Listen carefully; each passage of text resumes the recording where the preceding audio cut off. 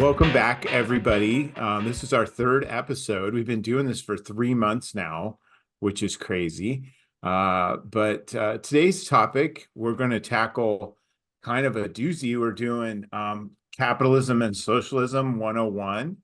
And both Gargi and I kind of thought, hey, there's a lot of misconceptions about these two systems.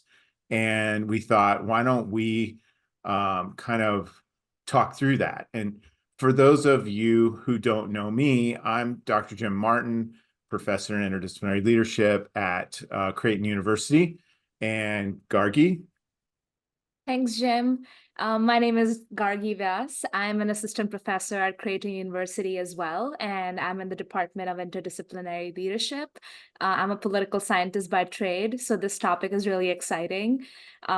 Jim and I talk about these things a lot in our professional environment and thought this could be a great opportunity to talk about in our podcast episode. Right. And I should mention, I'm an associate professor. I'm not a full professor, so I don't want to claim anything I don't have. And Gargi and I, we've had these discussions over time, and in my personal life, and I think Gargi too, we encounter people who kind of use these terms as kind of catch-alls for things, pejoratives in some senses, depending on the communities that we're in. It's probably a good idea to kind of hash through that.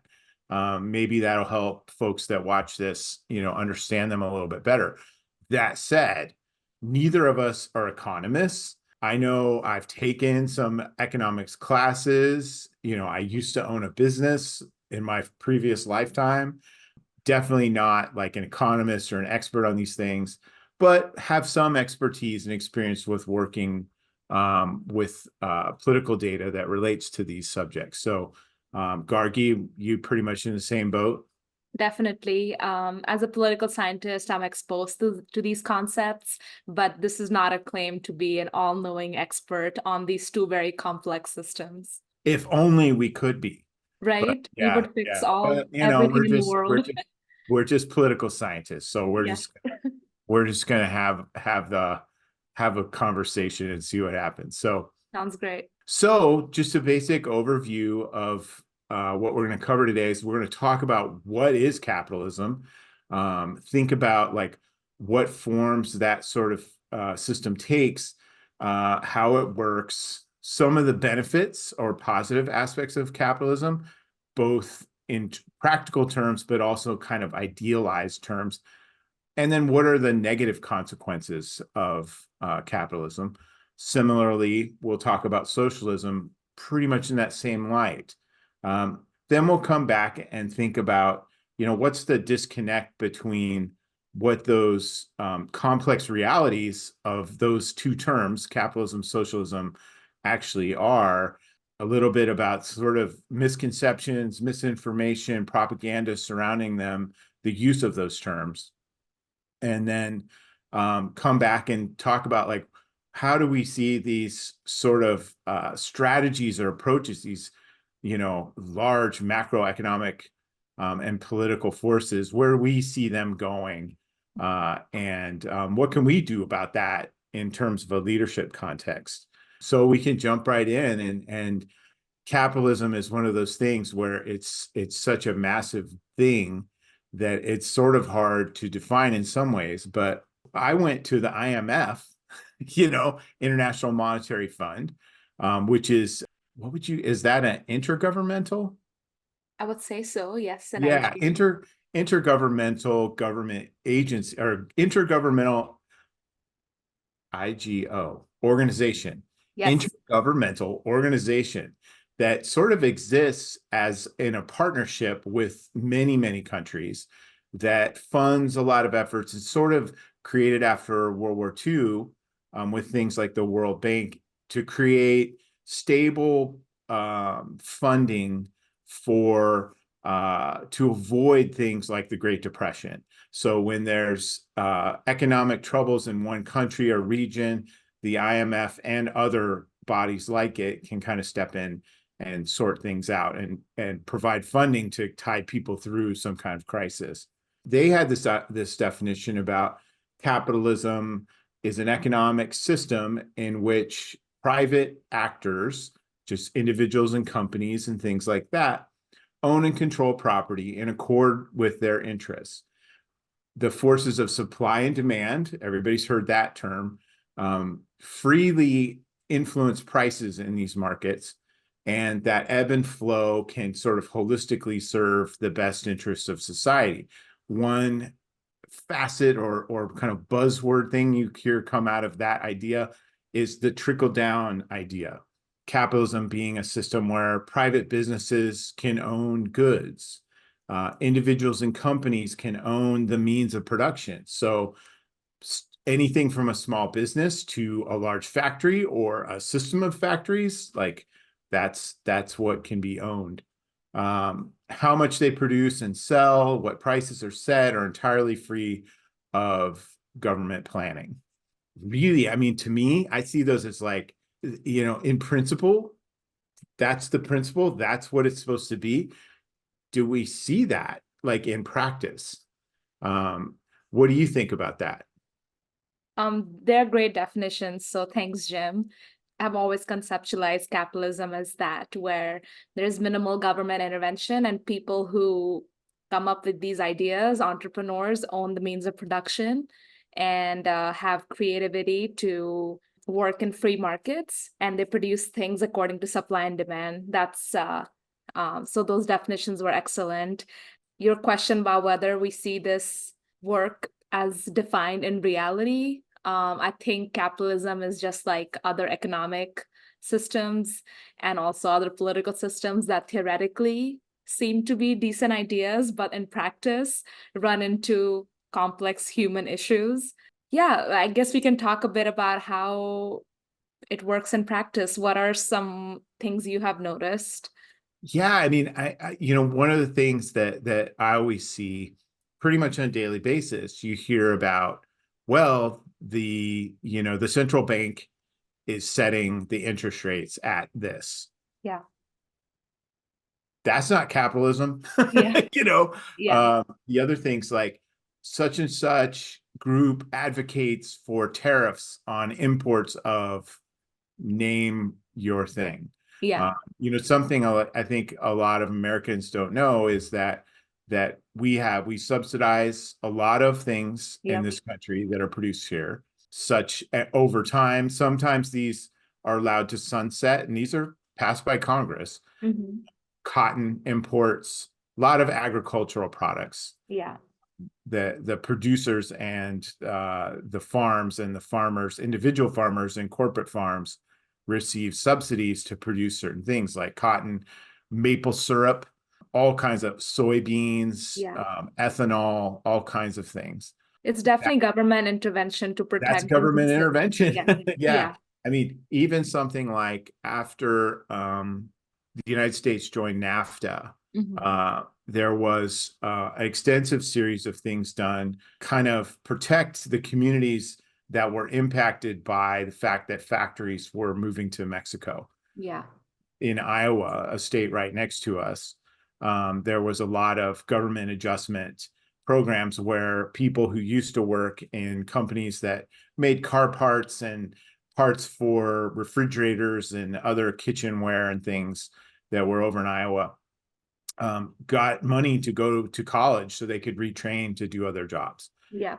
And these things are very common and generally well received. But that's not capitalism. Yeah.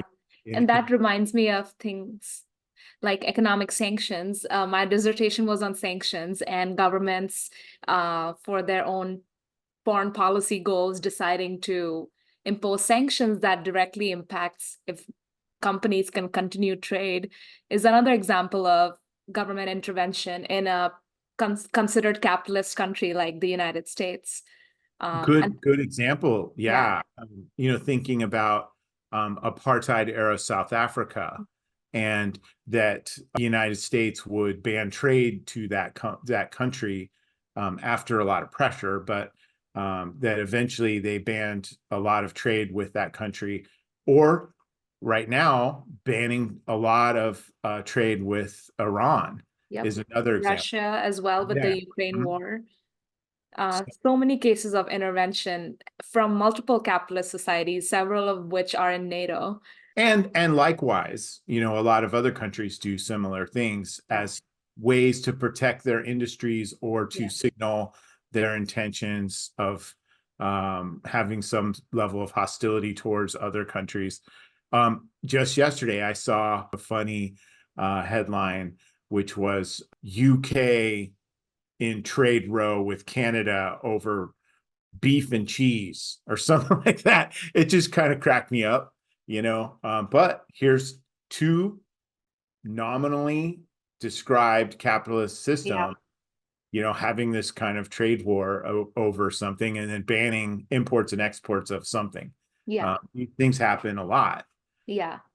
I think one more, now that I feel like we're going back and forth with more and more examples. I think another one that comes to mind is I was thinking of the phrase socialism for the rich and capitalism for the poor. And if you think about corporate bailouts, Oh, yes.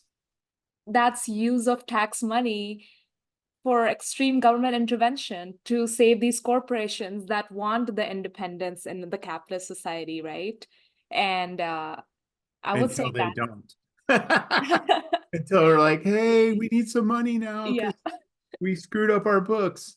Uh, I remember seeing, I forget the name of it. It was a documentary about the 2009 financial crisis, Mhm. and George Bush was the president at that time. And Yeah. they actually interviewed him and a number of the principal actors in this whole thing. And they had come to him and talked about some of these huge banks Yeah. that one in particular, and I forget which bank it was. They came and told him like this bank made a whole bunch of really terrible investments and they're Yeah. going to fail. And he was like, that's their problem. Like they made these decisions, they Mhm. should fail, which is very much in accordance with free market capitalistic ideas. Yeah. Yeah. And then they said to President Bush, like, yeah, but if we let them fail, like that's going to cause this cascading action, and we're probably going to have a global depression. And he Yeah. was like, that's bad. We definitely need to do something about that. Yeah. And Yeah. thus engineered this giant bailout. And there's a Republican president, very much a hardcore conservative in many Yeah. ways. President Jimmy Carter also engaged in bailouts of auto industry That's companies true. at that time. But to your point, if you and I want to bail out, it's probably not going to happen. Nope. They'll send the collectors after us. Yes, most definitely. Um, on a more like philosophical note, I think one of the parts of the definition that are most appealing to me, I'm not a capitalist, but it sounds like I'm like, okay, that part is interesting. I can roll with that. Is the role of entrepreneurship and creativity, that the opportunity to, without government intervention, start a business if you'd like. Like if you have a creative idea, you can make money from it. Like that pushes people to take initiative and create things. If we think about that in action, I wonder if individuals who are able to do those creative initiatives may already have existing means of production or have existing funds or privileges. In our discussion of does the definition actually happen in real life, I don't think there's equality in how many people can practice this creativity that capitalism claims to offer. So I think that's another way I don't think the definition translates into real life. Yeah, you could, I mean, sort of the pick you up by your bootstraps kind Yeah, of mentality or stories of people like Steve Jobs, like Bill Gates. Yeah, I'm putting together computers in my garage. That's Steve yeah, Jobs, you know. But what means did his family have to yeah, enable him to be able to do that? But yeah, there are stories of that, and I, like you, I wonder how common that is, yeah, for people to just strike out with very little. People able to move from a very low socioeconomic status to very yeah, high, I think are necessarily rare because we celebrate those kind of stories when they do happen. yeah. Also, I would add, I remember some years ago this survey that was done by the Heritage Foundation, which is not, which is a very conservative, very pro-capitalism think tank that looked at all the countries in the world and where was it easiest and quickest to be able to start a business. The actual, like the United States was not 1, 2, 3, 4, 5, 6, 7, 8, or 9, or 10. It was Oh, down the wow. list a little bit. And Singapore was number 1. That And, makes sense. and some of the other countries were places like, if memory serves, some like Finland, Norway, Sweden, Oh, smaller okay. Iceland, smaller countries. Israel is another Mhm. that definitely kind of do not necessarily exemplify the idea of free market capitalism. Yeah. I don't know. I really don't see I mean, there are many other things we could look at in Yeah. terms of where is capitalism working or in play and where isn't it. One that comes to mind, of course, which we could have an entire podcast on and maybe will in the future, is something like healthcare. Yeah. uh, Whereas there's like 3 or 4 systems of healthcare at play in the United States, where you have socialized medicine for many government employees and folks in Yeah. the military. Then you have private free market driven situations for most people. Yeah. And then you have kind of a quasi with the Affordable Care Act for some people. And then you have some people who simply don't have health care, Yeah. that then feeds back into the system, creating additional costs for everyone else. Right. Uh, that's not capitalism. Yeah. That's not what it's supposed to be. That idea, we talked about like these sort of a little bit on some countries, but some current countries that might be described as capitalist. I think the United States would say we're a capitalist country. Definitely. A country like Germany operates in a capitalistic system. I think our discussion actually reveals that a lot of countries that might claim to have free market economies are actually mixed economies. But if we had to go by the definition and what group countries put themselves in, I think the US, you're right. Singapore, another one. I would say several European countries like Japan. Yep. South Korea. One could even argue that the current state of the economy in China is capitalistic. I know you could Um, make that argument. yeah, but we'll talk more about China and the socialism section for sure. Yeah, yeah. Russia in many ways, Yeah. although I would say more of an oligarchy Yes. than capitalism. Capitalism would have, free markets, free Yeah, competition, that's true. and really it doesn't there. Yeah. There's the system is kind of set up for those people that are also politically engaged. Yeah. Um, as far as benefits go, much to your point, one of the problems I think with a lot of this kind of work is that you think, oh, well, there's these whole countries that have this system more or less. Hmm. But there's really only so much data to look at when you look at national level stuff. And so you think like, oh, well, there's how many years under a truly capitalist system has there been? Yeah. And really, if you pitch back in the United States alone to the early 1900s, there was a lot less, there was a lot more protectionism, a Yeah. lot more government intervention in Yeah. many ways than there is now. So it's really hard to say, like, where's peak capitalism? Yeah. I don't really know where we can define that, because economies are so complex and there's always something going on Yeah. with governments kind of fiddling around with them, rightly or wrongly. I would say that in my way of thinking, when you look at it, and this is inferential, you can't go prove that this is not the case. But in a country like post war North and South Korea, where both sides had pretty much the same GDP at the end of the Korean conflict, in its really violent form. One side, North Korea, adopted a fully socialist approach, allegedly. We haven't defined socialism yet. The other side kind of stayed in like a command economy with a Mhm. military junta and a military dictatorship for many years that controlled a lot of the means of production too. And when you track through, like through the 60s into the 70s, you see some marginal growth in South Korea, but pretty much they're not that much different. Then you have a lot of poverty in both countries and so forth. When South Korea became, and South Korea was a US ally, had trade with the United States, had trade with a lot of other countries, was participant in a lot of international treaties and other things, Yeah. but they still remained relatively poor compared to a lot of other places. When South Korea adopted democracy and capitalism and free markets to an extent, they still, it's not the same as what we do. You know, their economic growth exploded, Yeah. in combination with demographic growth, with a tremendous increase in the birth rate and all sorts of other complicated things that can conspire to produce that kind of growth. Yeah.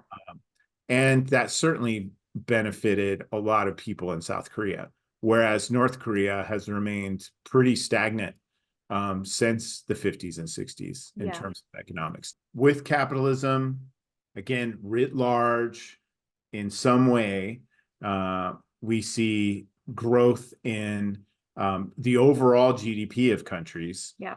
We see the potential for investments in education, and we see, you know, somewhat of a broadening of the middle class. So Yeah. we see, certainly we see more wealthy people that have a higher concentration of wealth, but we also see some uplift in the lower classes and the middle classes in terms of what their per capita incomes are. Yeah. But, you know, there's also negative consequences, which a lot of people talk about too. There's so many examples of, there are many positive examples, just the same, there is a lot of negative examples, Yeah. because in my way of thinking, like any system, um, it's not going to make everyone happy. You Yeah. know, it doesn't really matter what it is. And you're going to have to make choices in that system, or the system itself constrains your ability to make choices Yeah. so that certain groups are unequally punished by the system in place. And I think capitalism is something where you can see very visible inequality. Yeah. I definitely agree. Your point about if you look at the process from feudal societies to communism that Marx talked about, capitalism was one of the stages. That's where most of the production happened before the workers seize it from the bourgeoisie and have socialism. Even Yeah. in that text, capitalism was the stage when production levels got really high. So that is realistically a benefit of capitalism for sure. In addition to that, I mentioned this earlier, whether or not it 100% happens, I do think it happens a little bit. Savel mentioned it as a benefit, and that is the competition and the freedom to produce leads to really innovative creations. I feel a lot of cool business ideas, people starting their own businesses, competing to make products better, improving the quality of products. We can talk about in the negative consequences section whether the quality actually goes up.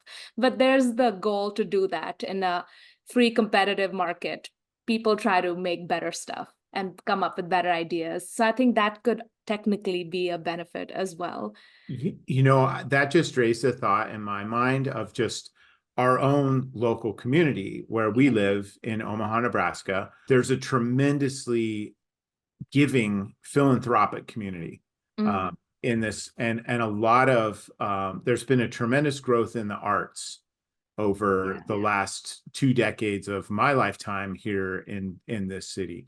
Many people would point to that philanthropic behavior as being a hallmark of capitalism, Yeah. because, oh, well, you know, people who have lots of money are thus able to give that money back to the communities, Yeah. producing investments, creating opportunities, so forth and so on. That Right. kind of, not really trickle down like that, but in a sense, Yeah.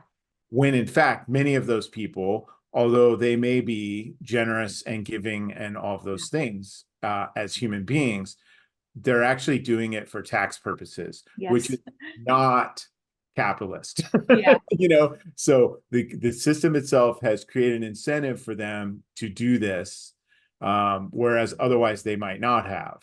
Yeah. That's government intervention again. Reminds me of a Reddit post I read the other day.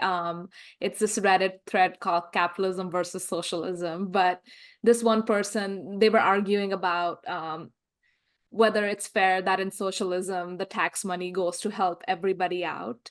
And somebody commented and said what you were saying, that they said, if I ever got rich, I would like to choose where my money went instead of like a shared tax pile of money. I would like to pick what charities I want to support. And what you were saying just reminded me of that comment. Yeah, right. Having worked in small business in, again, like in my early years, and been in a small business for 25 years before being like, I'm done with that. I'm going to go get a PhD. um, we had to have a person who did payroll and paid the bills and things like that. However, approximately half of their time was spent paying sales tax to Wow. various municipalities and doing payroll taxes.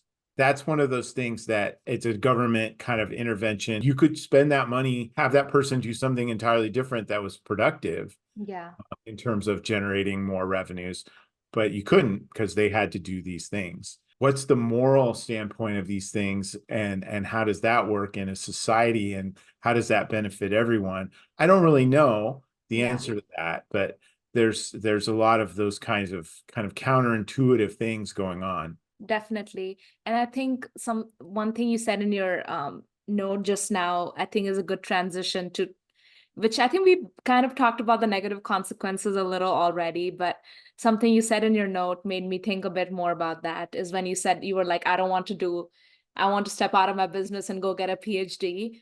And that Yeah. makes me think of one of the benefits of capitalism is that it promotes creativity and innovation, and presents freedom. But that makes me think, freedom to do what and creativity in what way? Because it seems like the freedom and creativity is to produce more, is to Mm. make profits. That is the ultimate goal. What if your idea of freedom and creativity was to go write a dissertation?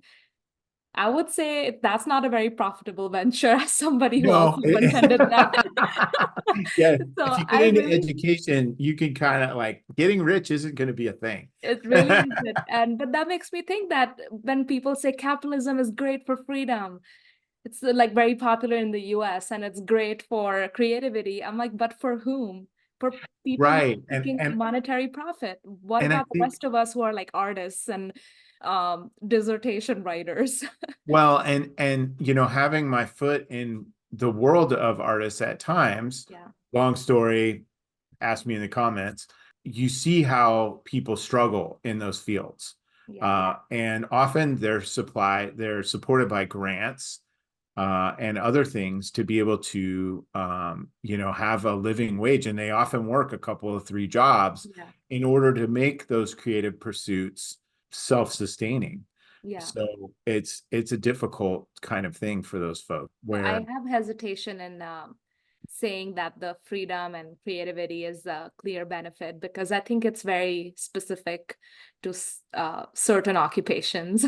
well, and I want to come back to this because Yeah, I don't think that free market capitalism and freedom are necessarily the same thing. yeah, That they need, that you have to have both, in right. order to have a solid society. If I was going to choose one, I think I would choose freedom over free market capitalism. That's me, Yeah, coming from my centrist perspective.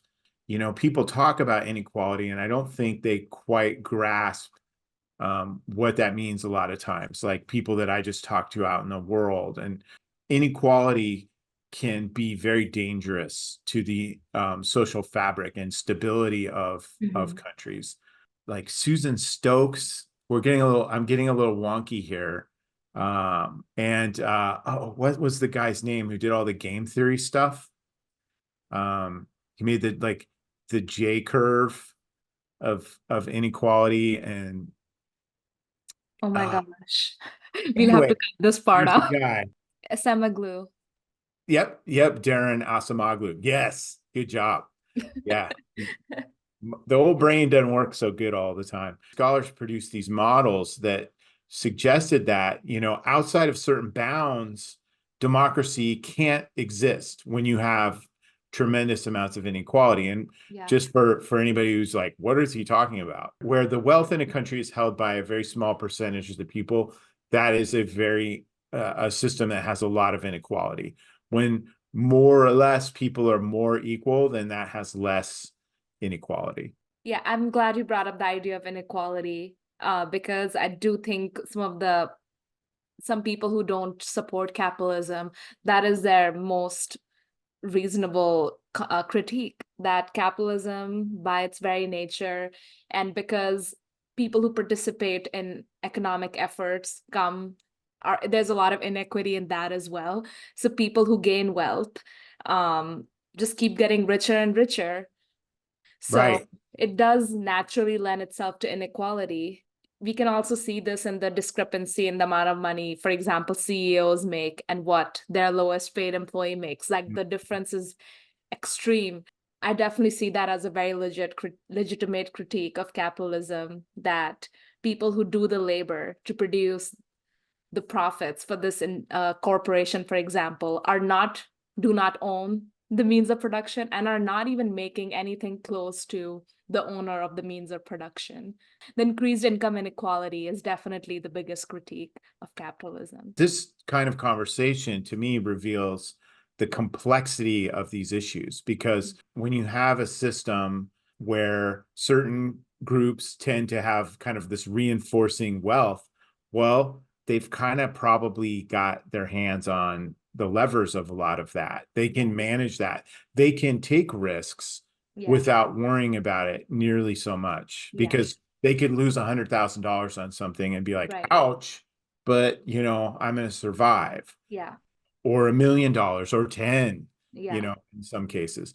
Whereas folks like me and you, or folks that are less fortunate than you and I, yeah, they can't take risks. no, They don't have time and to be able to accumulate savings to buy a house in a system where prices are rising continually, yeah, because of demand, because of these very forces, peaks in like used car prices because of supply chain issues and yeah, these sorts of things, are incredibly difficult for people below a certain socioeconomic level to deal with. yeah, There's this idea that, well, in a free market, there's winners and there's losers. Does there have to be all the time? yeah. You know, I mean, there's And clearly people who take is the risks and right. fail, but does it need to be that devastating a thing if somebody who was relatively not well off decided I'm going to go to a trade school or I'm going to go to Yeah. college, and then that devastated them financially? I don't see that as being right. Yeah, and I feel like the winner and loser argument is applied wrongly in the real world, because the idea is you're competing. Let's say there's a product, there's two companies competing over which one makes a better product and one loses. That's what the statement is about, not my family comes from wealth and I'm continuing their business and now we're super rich versus somebody who might also have a really good idea but Mm-hmm. does not have, like you said, the ability to take risks. So I feel theoretically, capitalism is all about if you have a good enough idea, if you're creative enough, you will win. But that is not the reality because of the existing inequality that capitalism may actually worsen. One thing that I think of immediately is that processed foods, it was just a Yeah. huge economic sector. Used to be there were 30, 40, 50 firms in Yeah. that. Now there's like five. Is that capitalism? When you have a system where the wealthy have kind of consolidated their power in Yeah. these companies, and their market share is, maybe Yeah. one's bigger than the other. I don't know that exactly, Yeah. but there's a lot of that consolidation that has occurred over time, and that's just not in the United States. I mean, that's in semiconductor chip manufacturing Yeah. around the world, a lot of other things, oil production, all sorts of stuff. I'm so glad you brought that up, like the combining of corporations and just the idea of monopolies, because I think that's a big question mark in the face of like theoretical capitalism, that Mhm. there is a My word. monopoly that nobody with the best ideas in the world could fight. And I would just want to jump Yeah. in here and say, like, if we had an economist on this podcast, they'd probably go, "You guys, gosh, it's right here." I don't know, but just from my experience with working with these sorts of things and Yeah. looking at these questions, it sure seems like how is that like Adam Smith, the invisible hand? Yeah. How can that be like Schumpeter's creative destruction? Like, I don't really see that ever playing out with Yeah. way corporate activity is now these days. Yeah, definitely. Well, we spent a lot of time on capitalism. I guess we should talk about socialism too. Let's do it. The definitions we have another definition from the International Monetary Fund and one from the National Geographic as well. Socialism is the way it's discussed in society is like the complete opposite of capitalism, which it really isn't. But in the definitions, you might see why that happens. So, as you remember, capitalism means that the means of production are owned by private owners, the government stays out of things. Socialism is when the state owns the means of productions, and state-owned enterprises seek to maximize social good rather than profits. This is from the IMF. And the National Geographic has a similar definition. It's a system in which property and the means of production are owned by the government, and markets, production, prices are regulated by the government. So, if you remember capitalism, in the definition of capitalism, it's supply and demand that basically controls prices and production. In socialism, it's all regulated by the government. We'll get into this a bit later as well, but if you were to think about another really trending phrase in the past couple of years, democratic socialism, it just expands the definition a little bit and says it's a system in which the property and means of production are owned by the workers. So there are non-state ownership definitions of socialism as well, depending on the type of socialism you're looking at. Since we did this for capitalism, I'm now thinking about if there was an ideal socialist country out there, what would be some economic principles we would see? Like, what do you think, Jim? If you think about countries that may have been practicing a true form of socialism, Russia post World War One, Yeah, post after they won their civil war against the whites, up until Stalin's ascension, yeah, you could say that may have been the purest form of socialism out there. There have been many examples of countries through the 50s and 60s and 70s where the government owned substantial amounts of the factories and enterprises of a country. Many South American countries did this. yeah, Many African countries did this in an effort to build up what had been very poor societies, which had in many ways been ravaged by colonialism, yeah, and to rebuild those industries to become self-sufficient and to thus have these kind of homegrown industries where they didn't have to accept imports from yeah, the United States or other countries that were in their blocks. And this goes for like countries in Eastern Europe too, yeah, that didn't want to have to accept Russian imports, that wanted to produce things themselves. yeah. Um, I don't think that after Stalin came in, that you really have socialism. Now, everything is owned by the state, but there's so much corruption and so much cronyism that Yeah. begins to take place that you don't ever really have socialism again. In socialism, it's not just that the state owns the means of production, it's also that the goal of owning the means of production is to serve the society. So, Yes. like you said, when there's high levels of corruption and these are just political elites that are just interested in their own like self-preservation in those positions of power, the goal doesn't end up being societal development. Right. This is necessarily where you see this intertwining of politics and Yeah, propaganda to some extent, but also real facts on the ground of like a country like China, where you have socialism is officially the economic philosophy and political philosophy of the country during the 60s and 70s, where there was a period of time towards the end of Mao's life where he decided the elite of the Communist Party and many of the intelligentsia had become corrupt. And Yep, the so he would Cultural take, Revolution. yes, Cultural Revolution. Thank you.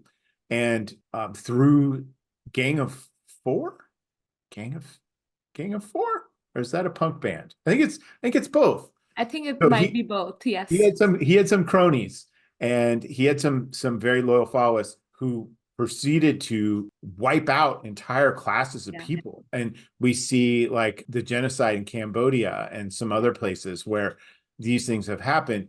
Now, these people were claiming that they were doing this in the name of socialism, but were they really? Yeah. I don't really see it that way, because when you have these unequal systems where it ends up being a power grab and a resource grab in many Yeah. ways.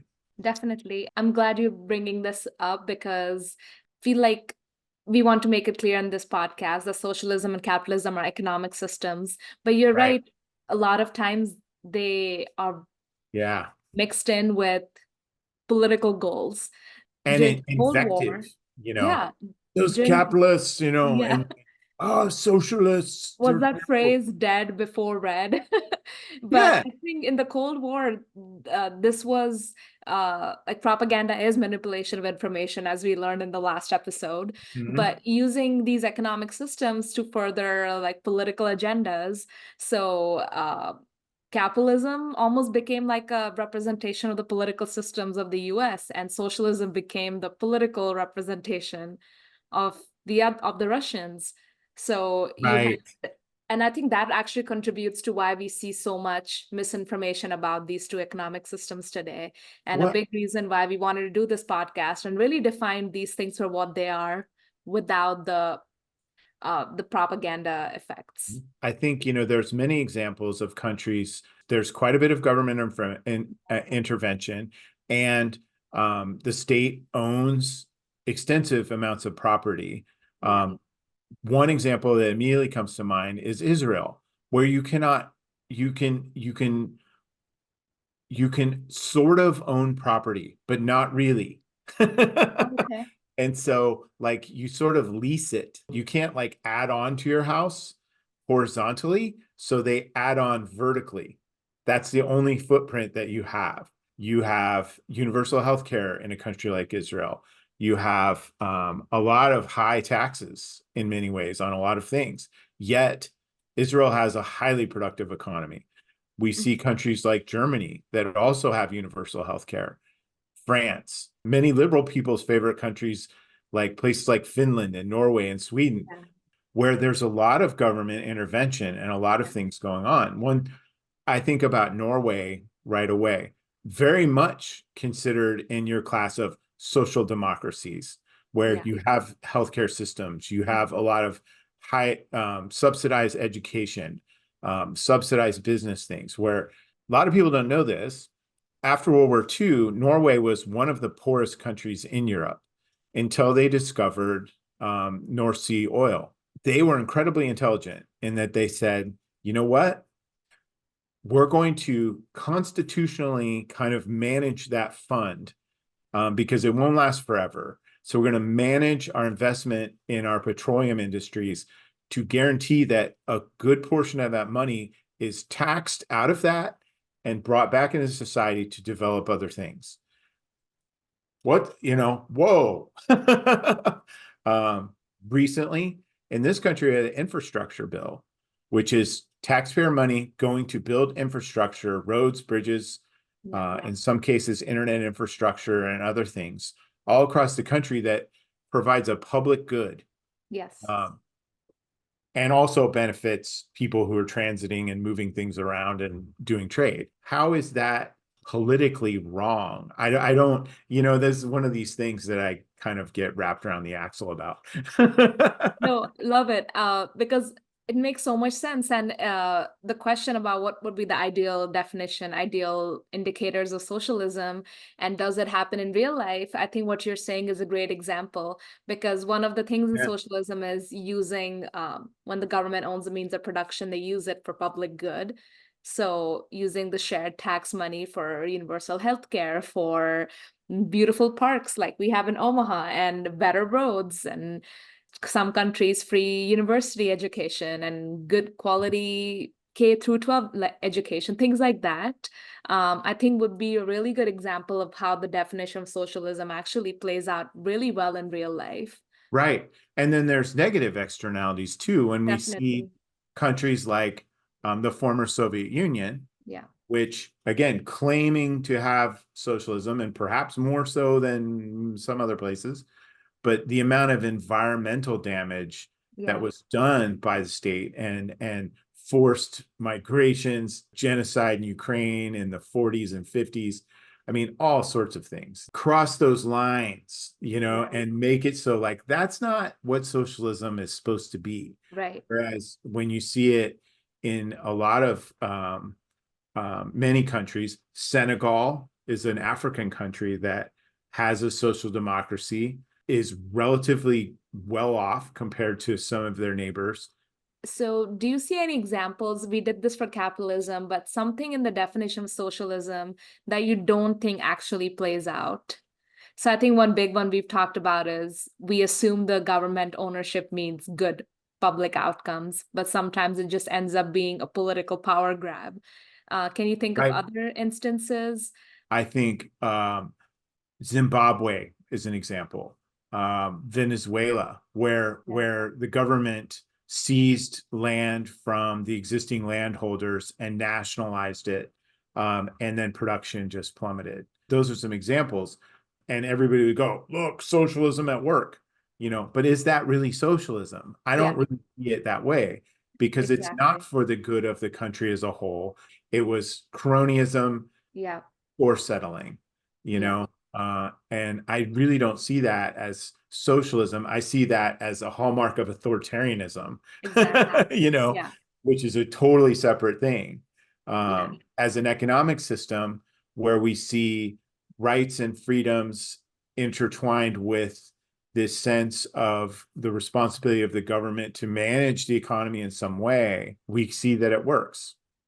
Pew had done a bunch of polls, and there's an increasing percentage of people, in both Democrats and Republicans, who don't think socialism is a bad word. I think that was the survey question.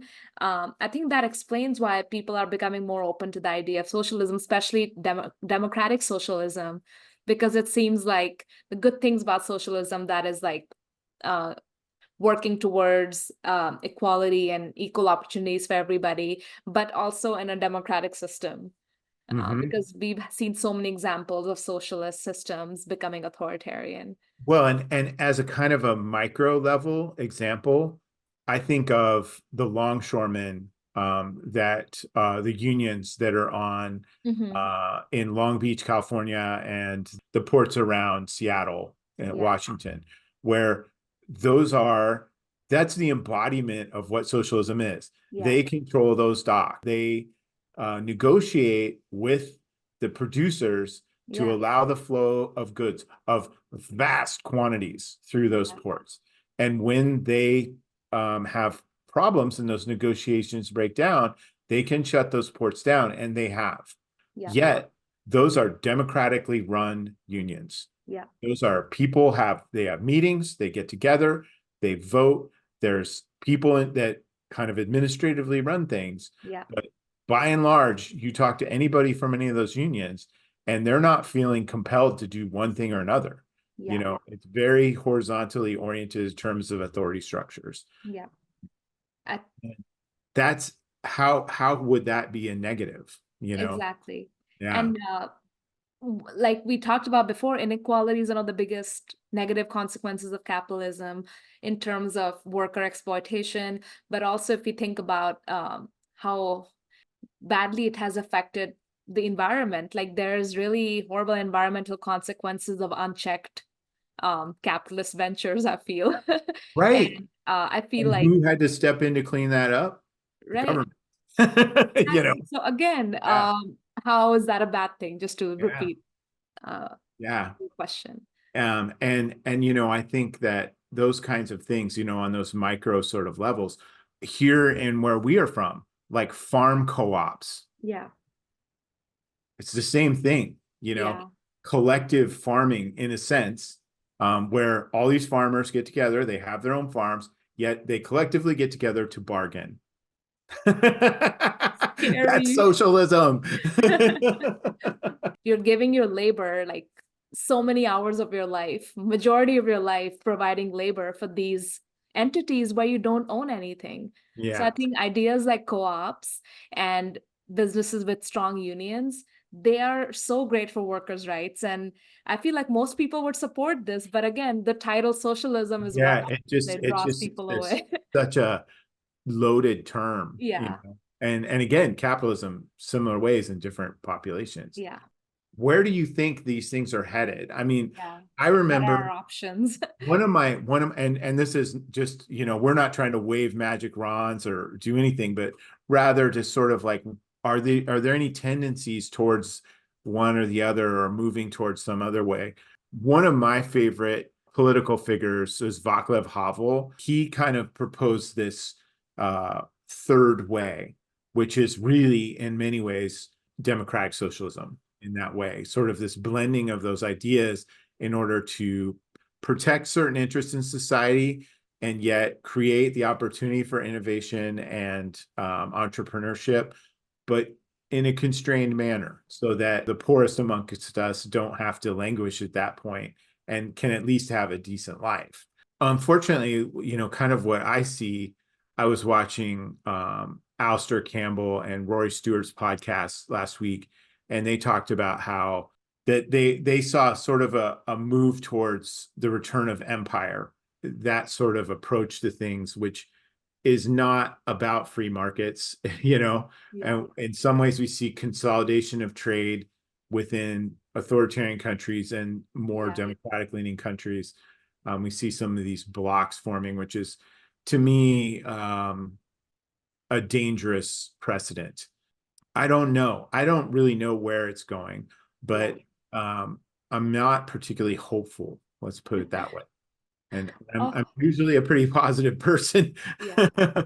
That said, I think on the ground, there's a lot of potential for proper education and Yeah. to help people understand, like reaching out through vehicles like what we're doing right now, Yeah.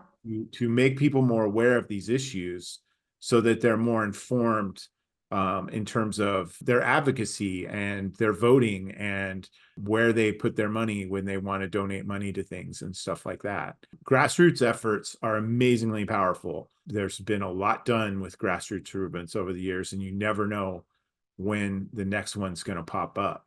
And it could be that that's the answer to that, at least in this country. Yeah, I'm with you. I'm not, I don't think I can make a prescription for what happens now. But I do think we see evidence of countries at different levels of effectiveness, depending on how you're considering effectiveness, that have mixed economies. Um, so I think a potential solution can be a hybrid system where countries adopt what works in both economic systems. I think with the amount of income inequality, in existing inequities that further that inequality, amount of environmental damage, lack of basic necessities like healthcare and education, I think those things really push me to advocate for some level of socialism so we can have more basic rights and equality among everybody in society. At the same time, I also realize people's want to have a free market, have a space to exercise their ideas and see if something cool can come out of it. I definitely understand that. But also at the same time, I think when we think about freedom to produce and make profits, I would also encourage thinking about what freedom means, because for some people, it could be not working crazy hours every week, and maybe engaging in more artistic ventures that might not be profitable, and maybe not engaging in consumerism that is so prevalent in capitalist societies. Um, my only hope is that I hope we can move towards a society where the goal is not just how can I make the most money, but how can I really live a fulfilling human life? So I don't know what that Yeah. system looks like, but I don't think it can be like one prescriptive economic system that, as we've discussed, usually ends up being entangled with political agendas. So I Yes. hope at the bare minimum, this podcast is an opportunity to just really clarify that these are economic systems and this is what they mean theoretically, and to make figure out what we want. And it's okay if you want to make a lot of money and make profits. And it's also okay if you want to live a stable life with free healthcare and education and paint things. Hmm. And both lifestyles should be supported in an equal society. That's my hope, at least. I don't know how to get To there, me, but that's to my me hope. that sounds like freedom. Yes, You know, that exactly. sounds There we like go. that sounds like an ideal of democracy. Yeah, Is a system like that where people have some sort of safety net yeah, so that they can, provided they make, the right personal choices, because that's life. yeah, But they make some that they're not one paycheck away from, oh my gosh, I've lost yeah, everything yeah, through no fault of their own. yeah, I think that is inherently unfair. And I think it's also counterproductive for our society as a whole, and for those people who do want to pursue capitalist ventures and to make money. Some level of give back facilitated by government as a third party actor, as inefficient as it may be, yeah. I think is certainly shown itself to be effective in a lot of different ways, and many of which we've talked about. So, um, big fan of democracy. Yeah. Moderated capitalism, I think, would be an ideal way to proceed. I always had a thought this about you, but now I'm sure you're a democratic socialist too, Jim. Yeah. Yeah, maybe I am. Who knows? Yeah. So, what's our next episode? Yeah, I think it'll be fun to kind of stay in the economic realm of things. And for our next episode, we will be asking some leaders in the field to tell us more about guaranteed and universal basic income and how these policies work, and also comment on um, what we are seeing in the news about unions and union busting. Yep, So that should be a very interesting episode, and we look forward to seeing you all on that podcast, episode 4. absolutely. And we come out with these about once a month, but your comments are definitely welcome. Likes, sharing, subscribing to our podcast, please. We would And if really there's appreciate something that. you want to hear about, Yes. please comment any ideas, topics you're interested in hearing leaders and academics talk more about. Yep. Love to hear that. And we have many ideas, but your ideas are also great. And so we're looking forward to continuing to do this into the future. So thanks, everybody. Hope Thank everybody has a great you. day.